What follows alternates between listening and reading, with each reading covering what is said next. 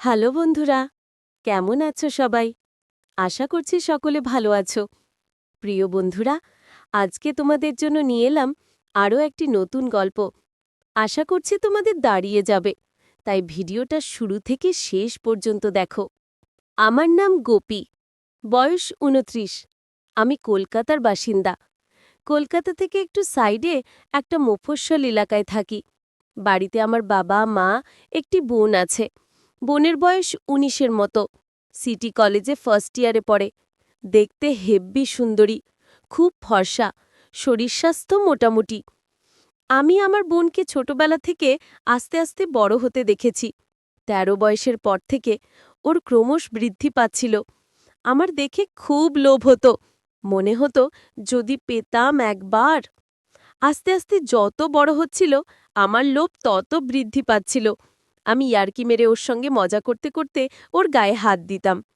এটা প্রায় আজ থেকে মাস ৬ আগে, কিন্তু সে কাহিনী তোমাদের পরে শোনাম। কিন্তু আজ যেটা বলবো সেটা হলো এই মাঝকালার পরশু যা ঘটেছে। এটা আমার জীবনের একটা অনন্য অভিজ্ঞতা। রবিবার আমাদের গ্রামের বাড়িতে একটা বিয়েবাড়ির নেমন্তন্ন ছিল। আমাদের সকলের সেখানে নেমন্তন্ন ছিল, কিন্তু বোনের প্রথম বর্ষের এক্সামের তয়ারি নেয়ার জন্য ও বলল যেতে পারবে না। আমিও বললাম আমার অফিসের কাজ আছে, তাই যেতে পারবো না। মা আর বাবাকে বললাম তোমরা দুজনে যাও, আমি আর সোনা বাড়িতে আছি। ওরা রাজি হয়ে গেল। শনিবার বিকেলবেলায় বাবা আর মা চলে গেল। আমি আর সোনা বাড়িতে রইলাম। বোনের সঙ্গে মস্তি করে করে সন্ধেবেলায় আমি বেরোলাম আড্ডা মারতে। আমার দুই বন্ধু রাহুল আর পঙ্কজ ছিল সেদিন। রাহুল একটা কোম্পানিতে ইঞ্জিনিয়ার। পঙ্কজ ছোটখাটো ইলেকট্রিকের দোকানে কাজকর্ম করে। লেখাপড়াও বেশি দূর করেনি, কিন্তু আমাদের সঙ্গে পড়তো বলে বন্ধুত্ব আছে। আমরা একটা জায়গায় আড্ডা মারতে মারতে বিয়ার খাচ্ছিলাম। বসে বসে গল্প করতে করতে আমি বললাম, আচ্ছা, আমার বোন সুনাকে তোদের কেমন লাগে? ওরা তো অবাক হয়ে গেল। আমি একটা দাদা হয়ে নিজের বোনের সম্পর্কে এরকম বলছি শোনে। ওরা প্রথমে বলল ভালো। আমি তারপর ওদের ভেতরের ভয় কাটানোর জন্য বললাম, ওকে কাছে পেলে তোরা কি করবি? তখন তো সবাই হতভঙ্গ। তারপর কিছুক্ষণ পরে পঙ্কজ বলল, আরে ভাই, তুই রাগ করবি বলে বলতে পারিনি, কিন্তু আমার তো হেব্বি লাগে। ও যখন কলেজ যায় আমি দোকান থেকে ওকে দেখি, যা লাগে না ওকে দেখতে।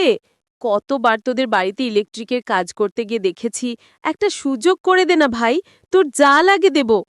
রাহুল বলল, ভালোই হয় যদি কাছে পাই। আমি বললাম, বাড়িতে এই সময় কেউ নেই, সবাই মিলে একটা সুযোগ আছে, কিভাবে কি করা যায় বলো তো? পঙ্কজ বলল, চল এক্ষুনি তোদের বাড়ি যাই। আমি বললাম, আশেপাশে ফ্ল্যাটের লোকেরা সন্দেহ করবে, তাছাড়া মা যদি জানতে পারে তাহলে খুব বকবে।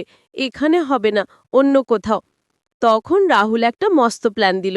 বলল, চল সবাই মিলে দীঘা ঘুরে আসি, তোর বোনকেও নিয়ে যাই। ওখানে গিয়ে হোটেল ভাড়া নেব, তারপর সেখানে সবাই মিলে। আমি বললাম, কিন্তু ও কি আমাদের সঙ্গে যেতে রাজি হবে? পঙ্কজ বলল, রাজি কাতে হবে, তুই শুধু যেভাবে হোক তোর বোনকে রাজি করা। আমার দীঘায় অনেক পরিচিতি আছে, আমার চেনা হোটেলও আছে, আমি ফোনে রুম বুক করে নেব। আমি বললাম, ঠিক আছে, দেখছি। রাহুল বলল, না দেখছি নয়, আমি সব খরচা করব, তুই শুধু রাজি করা। আমি বললাম, ঠিক আছে। তাই আমাদের ঠিক হলো আমরা ৩ জন দীঘা যাব, আমার বোন সুমানাকে নিয়ে। দীঘা হলো ওয়েস্ট বেঙ্গলের সবচেয়ে বড় সি বিচ। খুব সুন্দর জায়গা। আমি ওখানে ৩-৪ বার গেছি। কলকাতা থেকে ৪-৫ ঘন্টার পথ, বাসে করে যেতে হয়। এছাড়া ট্রেনেও যাওয়া যায়। এবার কাহিনীতে আসি। আমি বাড়িতে এসে বোনকে বললাম, শুনা, বাবা মা তো নেই, চলো না কোথাও থেকে ঘুরে আসি। আমার ২ বন্ধু আর ২ বান্ধবী যাবে, সবাই মিলে মস্তি করতে করতে যাব। ও বলল, দাদা আমার যে পরীক্ষার সামনে পড়াশোনা করতে হবে। আমি বললাম, চল না, একটা দিন তো আমরা সবাই মিলে খুব মস্তি করব। আর তাছাড়া তুই তো জানিস আমার বন্ধুদেরকে, সীমা আর আঞ্জু যাবে সঙ্গে, তোরা ৩ জন মেয়েরা মস্তি করবি। এইভাবে অনেকক্ষণ ধরে বলে ওকে রাজি করলাম। বললাম, ব্যাগ ব্যাগ করে নে, বিচে স্নান করতে হবে, সেই অনুযায়ী হালকা কাপড় জামা নিবি। সকালে বেরোবো। রাতে শুয়ে শুয়ে রাহুল আর পঙ্কজকে ফোন করে দিলাম। সকালে দুজনে বেরিয়ে পড়লাম। রাহুল আর পঙ্কজ পরের স্টপেজে উঠবে, আমরা বাসে উঠে পড়লাম। পরের স্টপেজ যথারীতি রাহুল আর পঙ্কজ উঠল। বোনের পাশে আমি বসেছিলাম। ২-৩টে স্টপেজ পর যখন কোনো মেয়ে উঠল না, তখন বোন আমাকে বলল, কিরে দাদা, তুই যে বললি সীমা আর আঞ্জু আসবে, কই উঠল না তো? আমি বললাম, ওদের বাড়িতে কি প্রবলেম হয়েছে, তাই আসতে পারেনি। বোন তো চিন্তায় পড়ে গেল, বলল তাহলে কি হবে? আমি বললাম, চিন্তার কি আছে, এই তো আমরা 3 জন আছি, 4 জনে মস্তি করব। বোনকে খুব চিন্তিত দেখালো। রাহুল আর পঙ্কজ ওর সঙ্গে গল্প করতে লাগলো। বাস দীঘা পৌঁছালো 9:30 বোতে। আমরা সবাই বাস থেকে নেমে হোটেলের দিকে রওনা দিলাম। পঙ্কজ আগে থেকে হোটেলের রুম ঠিক করে রেখেছিল। গিয়ে দেখলাম খুব কনজেস্টেড জায়গায় হোটেলটা, ছোট ছোট খুপড়ি খুপড়ি রুম, খুব একটা পরিষ্কার নয়। আমি বললাম, এরকম জায়গায় কেন ঠিক করলি? কোনো ভালো জায়গায় ফ্যামিলি হোটেল পেলি না? পঙ্কজ কোনো উত্তর দিল না, বলল, যা ঠিক করেছি তাতেই চল, বেশি কথা বলিস না। পরে জেনেছিলাম এটা আসলে একটা কম দামি হোটেল। বাইরে থেকে যারা ওসব কাজের জন্য এখানে আসে তারা এখানে থাকে। এদের নিজস্ব সার্ভিসও আছে, কেউ কেউ সাথে নিয়েও আসে। যাই হোক, আমরা 2টো রুম বুক করলাম, একটা বোনের জন্য আর একটা আমাদের 3 জনের জন্য। আমরা রুমে ঢুকে প্ল্যান করলাম বিচ যাওয়ার আগে একটু ড্রিঙ্ক করব। তাই বোনের রুমে নিয়ে গিয়ে বললাম, তুই ফ্রেশ হয়ে নে, একটু পরে বিচে যাব, আমরা খাবার নিয়ে আসছি। এই বলে আমরা বাইরে গেলাম। একটা বারে বসে বসে হুইস্কি আর খাবার খেলাম। আধ ঘন্টা পরে ওখান থেকে বেরিয়ে বোনের জন্য খাবার কিনতে গেলাম। এসে দেখি পঙ্কজ আর একটা ড্রিঙ্কস কিনেছে। আমি বললাম, কি হবে এটা? বলল, কাজে লাগবে। আর একটা স্প্রাইটের 700 ml কিনে রুমে এলাম। রুমে এসে পঙ্কজ স্প্রাইটের বোতলটা একটু খালি করে ওতে ড্রিঙ্কসটা ঢেলে দিল।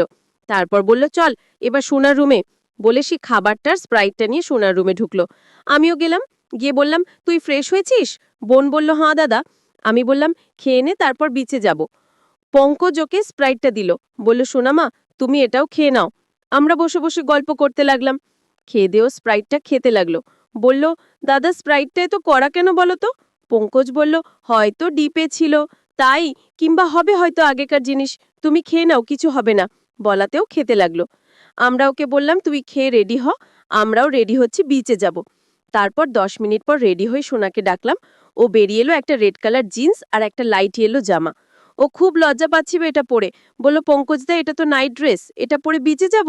পঙ্কজ বলল, চল, এরকম ড্রেসে বিচে স্নান করার জন্য বেস্ট। তুমি কি স্প্রাইটটা পুরোটা খেয়ে নিয়েছো?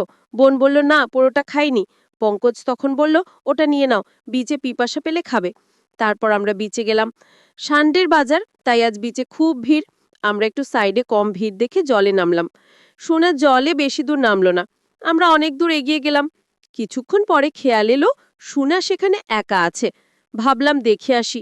সামনে গিয়ে দেখলাম কি ভাবে লাগছে। আশেপাশের কিছু চ্যাঙা ছিলে ওকে হাঁ করে দেখছে, আর বোন সেটা সম্পূর্ণভাবে বুঝতে পেরে অস্বস্তি ফিল করছে। ঠিক এমন সময় একটা বড় ঢেউ এলো। সুমনা এটার জন্য প্রস্তুত ছিল না, আরো ছিটকে পড়ে গেল। ঢেউ এসে ওর জামার নিচের অংশটা তুলে দিল। জামাটা একদম ওপরের দিকে উঠে গেল, আর ওর সমস্ত অংশ বেরিয়ে পড়ল। এটুকু আমাদের গরম করার পক্ষে যথেষ্ট ছিল। বোন সঙ্গে সঙ্গে উঠে নিচের জামা ঠিক করল। ওদিকে পঙ্কজ আর রাহুলও এসব দেখছিল। এসব দেখে আমরা তো আর থাকতে পারলাম না, যেভাবে হোক আজ মজা নিতেই হবে। আমরা জলের ওপরে উঠে এলাম। বোনকে ডাকলাম উঠে আসতে।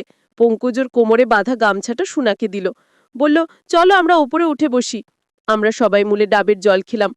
পঙ্কজ বলল, স্প্রাইটটা পুরোটা খেয়ে নিতে, কারণ আমরা ভালোভাবেই জানি যে ডাবের জলের সঙ্গে ওটা খেলে নেশা বেশি ধরে। কিছুক্ষণ পরে আমরা একটু সাইডের দিকে যাওয়ার প্ল্যান করলাম বলে সমুদ্রের ধার ধরে হাঁটতে শুরু করলাম। কিছু দূর যাওয়ার পর একটা জায়গায় দেখলাম লোকজন তেমন একটা ছিল না। আরও একটু এগিয়ে গেলাম আমরা। অনেকটা যাওয়ার পর দেখলাম এখানে কেউ নেই। এখানে আমরা জলে নামার জন্য ঠিক করলাম। সোনা বলল সে জলে নামবে না।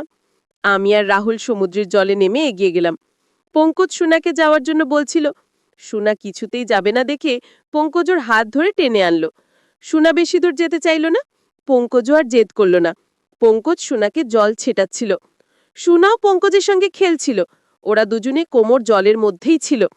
আমরা ততক্ষণে অনেক দূর চলে গিয়েছি, সেখানে খুব মজা করছি। আমি আর রাহুল দূর থেকে পঙ্কজকে ডাকলাম, চলে আয়, শুনে ওখানেই ডাক। পঙ্কজ তখন সোনাকে বলল, চল ওদের কাছে যাই। বোন বলল, না পঙ্কজদা তোমরা যাও, আমি এখানেই আছি। পঙ্কজ আর কথা শুনল না, ওকে টানতে টানতে এগিয়ে গেল ক্রমশ গভীর জলের দিকে। বোন ভয় পেল, বলল, আমি যাব না। পঙ্কজ তাকে নিয়ে এগিয়ে গেল আরও গভীর জলে। এবার বোন খুব ভয় পেল আর পঙ্কজের গলা জড়িয়ে ধরল। পঙ্কজ এই সুযোগটাই খুঁজছিল। আমরা এবার বুঝতে পারলাম পুরো ব্যাপারটা। রাহুল ছুটে এগিয়ে গেল ওদের দিকে, পিছন থেকে গিয়ে শোলাকে জড়িয়ে ধরল। সোনা ভয় পেয়ে একবার রাহুলের গলায় আর একবার পঙ্কজের গলায় ঝুলতে লাগলো। বোন খুব ভয় পেয়েছিল, তাই সে ওদের মনোভাব বুঝতে পারল না। এরপর আমি গিয়ে পৌঁছালাম ওখানে। বোন আমাকে দেখে ভয়ে আমার গলা জড়িয়ে ধরল। রাহুল আর পঙ্কজ পেছন থেকে মজা নিতে লাগলো। পঙ্কজ ওকে বোঝাতে লাগলো ভয় নেই, রাহুল ওর খোলা থাইয়ে হাত বোলাতে লাগলো। সবাই মিলে সোনাকে নিয়ে খেলতে লাগলাম। আমার বেচারি অসহায় বোন একবার আমার গলায় একবার বন্ধুদের গলায় ঝুলতে লাগলো। এইভাবে খেলতে খেলতে সোনার জামার নিচের দিকে দুটো বোতাম খুলে গিয়েছিল। আমরা এবার সেদিকে মনোযোগ দিলাম। আমি লক্ষ্য করলাম কি অসাধারণ দেখতে আমার বোন, কি চকচক করছে ওর স্কিন। এবার বোন বুঝতে পারলো ওর সঙ্গে কি হচ্ছে, কিন্তু ওর কিছু করার ছিল না। ও বলতে লাগলো, দাদা আমায় ছেড়ে দে। আমরা ওকে জলের ওপরে বসিয়ে দিলাম। তিনজন মিলে অবাধ খেলায় মেতে উঠলাম। তারপর পঙ্কজের গামছাটা আমি ওকে দিলাম, সেটা দিয়ে বোন তার নিচে বেঁধে আমাদের সঙ্গে হোটেলের দিকে রওনা হলো। হোটেলে গিয়ে আমরা সবাই বোনের রুমে ঢুকলাম।